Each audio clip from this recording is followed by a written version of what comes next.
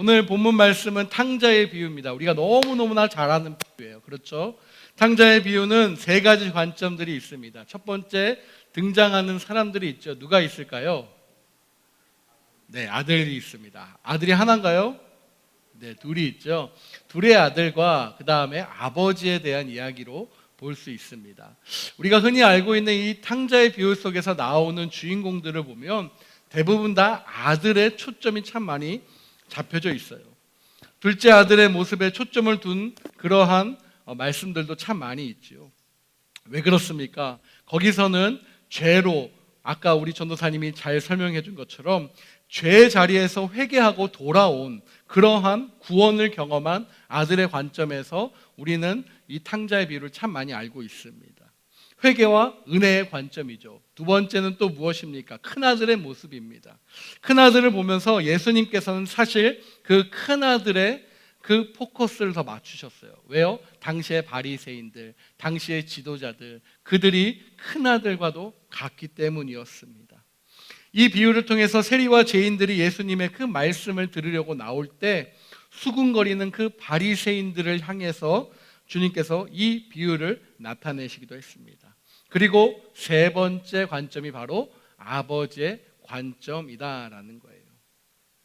오늘 사랑을 베푸신 주체인 아버지 관점에서 잠시 한 10분 정도 제가 귀한 말씀을 같이 짧게 나누려고 합니다. 그러면 그 아버지의 사랑의 관점은 무엇일까? 첫 번째로 그 기다림의 사랑, 그 아버지의 사랑은요, 바로 관용과 배려의 사랑입니다. 그러니까 배려하는 사랑이다라는 거예요. 둘째 아들의 요구는 무례한 정도가 아니라 폐륜으로 보이는 수준이었다라는 거예요. 무엇입니까? 아버지의 재산이었죠. 당시로 볼 때 탕자의 나이를 13살에서 16살로 본다라고 합니다. 그리고 당시에 유대인들의 결혼 적정기가 있잖아요. 지금은 뭐 결혼 적정기가 다 깨져 있지만 그 당시에 결혼 적정기로 18살에서 20살 정도로 보았다라고 해요. 조금 더 서둘렀던 사람들은 한 15살에서 18살 정도로. 아버지의 나이는 보통 제 나이 또래입니다. 40에서 40 한 중반 정도 된다라고 그래요. 유대 사회에서는요, 부모가 자식에게 유산을 물려줄 때 장남이 항상 동생들의 몇 배를 받았냐? 2배를 받았다라고 해요. 장남이기 때문에, 첫째이기 때문에 2배를 받았고 나머지 동생들이 무엇입니까? 그 나머지 2배 빼고 나머지를 가지고 분배하고 나누는 방식이었다라는 것입니다. 형제가 둘이니까 둘째는 얼마를 받을 수 있죠? 3분의 1만큼. 그렇죠? 3분의 1에 해당하는 양. 아버지의 재산이 어느 정도인지 모르겠지만 상당한 양일 것입니다. 부모의 유산은 항상 언제 가져야 됩니까? 네, 우리가 다 알죠. 지금 한국을 떠들썩했던 지난주에 고 이건희 회장, 삼성의 아주 대표적인 회장으로 자리매김했던 이건희 회장의 재산에 대한 그 주가와 여러 가지 그걸로 전 세계가 주목을 했었어요. 그래서 보지도 못했던 미술품들이 어마어마했다라는 그러한 소식도. 그러니까 상속이죠. 세금도 내고 세금에 뺀 그 금액만큼 어떻게 균등하게 이렇게 배분하는. 보통 부모님이 돌아가셨을 때 그것이 이루어진다라고 합니다. 부모님이 돌아가시기 전까지 그 모든 재산은 누구 거죠? 하나님이 아니라 우리 잘 생각해보면 부모님이 돌아가시기 전에 그 재산은 누구 거예요? 네, 부모님 거예요. 여러분들이 부모라면 부모님 거예요. 부모님 것이죠. 살아 성전에 만약에 정말 급해서 어쩔 수 없는 상황 때문에 그 재산을 조금 미리 유산으로 좀 달라라고 하면요, 당시에 9분의 2 정도를 줬다라고 해요. 얼마 되진 않지만 큰 서로 피해가 있지 않게. 그러니까 그만큼 세상의 방식과 세상의 원리는 그래도 나름 합리적으로 이루어졌다라고 해요. 근데 여러분, 그 부모의 재산을요, 둘째 아들은요, 이미 살아있는 부모님인데도 불구하고 돌아가신 부모님 만큼의 재산을 가지고 도망친 거예요. 도망친 거예요. 근데 그 아들을 아버지의 입장에서 보면 어떻게 합니까? 폐륜이죠. 이미. 우리 같았으면 어땠을까? 이런 관용과 이런 용납의 사랑이 가능했을까?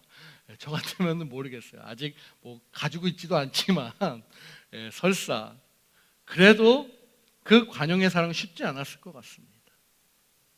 아이들이요 그런 것 같아요. 항상 우리 아까 영상에도 봤지만 부모의 기준에서 아이들을 바라보려고 하더라고요. 그렇죠. 옷이 더러워졌어요. 더러워진 게 왜 더러워졌는지보다 옷이 더러워진 것에 우리의 눈은 초점이 잡혀 있어요. 너 도대체 무슨 일이야? 왜 옷이 이랬어? 라고 뭔지, 무슨 일이 있었니? 왜 옷이 더러워졌니? 라는 그 톤의 어조와 완전 다르게 우리들은 이야기합니다. 배려라기보다는요 우리의 생각과 우리의 틀의 자녀를 맞추고 있는 경우가 참 많이 있습니다. 그랬을 때 우리 아이들은 어땠을까라는 생각을 해봐요. 아까 그 아이의 표현이 참 많이 떠올라요. 그래도 엄마한테 야단 맞을 것 같은데 어떡하겠니? 그래도 저는 정직할 거예요. 그래도 저는 이야기할 거예요 라는, 물론 짜여진 광고의 틀일 수도 있겠지만 제가 바라옵기는 하나님의 사랑으로, 하나님의 기준으로 우리의 자녀들이, 또 우리의 부모들이 이렇게 서로 협력해서 좋은 뜻을 이루고 서로가 관용하고 서로가 배려하고 서로가 용납해주는 그러한 하나님의 기준으로서 멋진 부모님들 되시기를 주님의 이름으로 축복합니다. 축복합니다. 또 한 가지 사랑은 어떤 사랑일까요? 바로 태초로부터 나온 하나님의 사랑이에요. 이게 오늘 말씀의 주제. 태초로부터, 처음으로부터 나온 하나님의 사랑입니다. 그것이 바로 그 아버지의 모습에서 드러난 자녀들을 향한 사랑의 모습이다라는 거예요. 아까 말씀처럼 왜 선악과를 만드셨을까? 하나님이 왜 선악과라는 것을 굳이 만드셨을까라는 거예요. 바로 이 관점에서, 여러분, 하나님의 사랑의 관점에서 우리는 선악과를 바라봐야 됩니다. 우리는 우리 관점에서 선악과를 바라볼 때가 참 많아요. 왜 굳이 그거 만드셔가지고 우리를 이렇게, 참 우리 해석 포인트가 많이 그렇지 않습니까? 굳이 안 만드셔도 됐을 텐데. 우리의 포인트가 잡혀져 있어요. 하나님은 우리로 하여금 죄를 짓지 않도록 하기 위해서 그 선악과를 만드셨다는 것에 여러분 동의가 되시냐라는 거예요. 무슨 말씀입니까? 강제로 너네들을 그냥 바로 왕처럼 끌고 다니고, 유익하면 쓰고 유익이 없으면 버리고, 강제로 이거 해 저거 해라는 일방적인 폭력적인 그러한 사랑의 주체로 바로 저와 여러분을 대하시지 않았다라는 거예요. 한마디로 선악과는 무엇입니까? 우리가 혹시라도 죄를 지을 그 가능성까지도 품으시고 관용하시고 그것을 예측하시고, 그럴지라도 내가 너를 사랑한다라는 그 사랑으로 하나님이 우리를 사랑하신다라는 거예요. 할렐루야. 여러분, 우리가 그런 사랑을 입은 사람들이에요. 태초로부터 온 사랑이 그런 사랑이다라는 거예요. 부모가 그런 사랑을 받지 못하면 죄송하지만 우리의 자녀들은요 그런 사랑을 받을 기회는 적어질 수밖에 없습니다. 물론 하나님이 이 세상을 사랑하시고 우리의 자녀들을 우리보다도 더 사랑하시기에 정확한 타이밍에 하나님이 원하시는 시점에 그들을 만나실 수 있지만, 그래도 보다 더 가까운 것은 부모라면, 저와 여러분이 부모라면, 우리가 그 부모의 자격으로 하나님의 사랑을 입은 자라면 우리가 그 사랑으로 우리의 자녀를 사랑할 수 있을 때 그 자녀들이 하나님의 그 태초에 용납하시고 관용하시고 끝까지 품으시는 그 사랑을 분명히 받을 수 있을 줄 믿습니다. 우리가 가지고 있는 것과는 조금 다른, 우리는 조급한 사랑을 가지고 있지만 하나님은 그렇지 않다라는 거예요.